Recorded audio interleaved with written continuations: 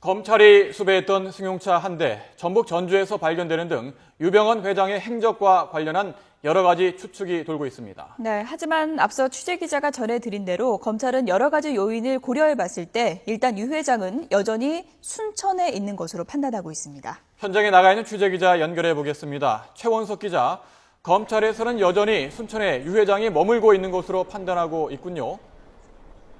예, 그렇습니다. 우선 검찰은 앞서 김주영 기자가 이야기했었던 것과 같은 내용인데요. 검찰에서는 우선 유 회장이 순천 지역을 벗어나지 못한 쪽에 더 무게를 두고 있습니다. 제가 우선 그런 어떤 정황이 있는지 확인을 하기 위해서 현재 송치제 주변에 나와 있습니다. 경찰 5명 정도가 제 뒤로 지금 검문 검색을 하는 모습이 보이는데요. 사람이 들어갈 만한 트렁크 뒷부분을 문을 열거나 또 다시 한번 차량들의 운전자들이 누가 탔는지 또 차량 운전 특정 번호를 확인하고 있는 모습을 볼 수가 있었습니다.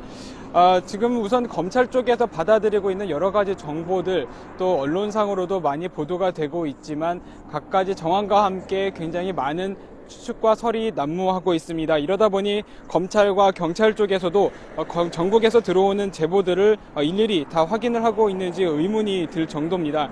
일단 검경 합동수색팀은 유 회장이 순천에 있는 쪽에 보고 있다.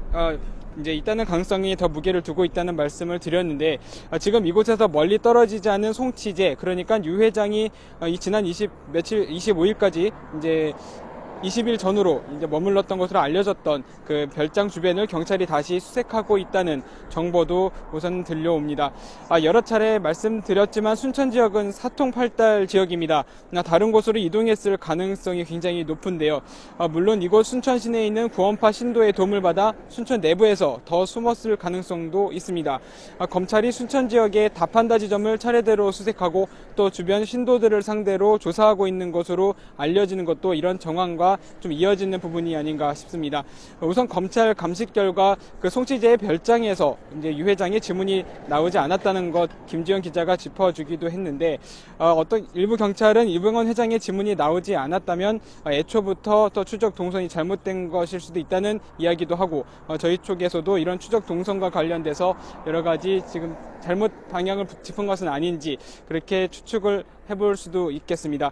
특히 오늘 이곳 순천에서 여수와 구례 등으로 빠져나가는 주요 도로를 돌아봤지만 검문 검색 지점에 상당히 허점이 많이 보입니다.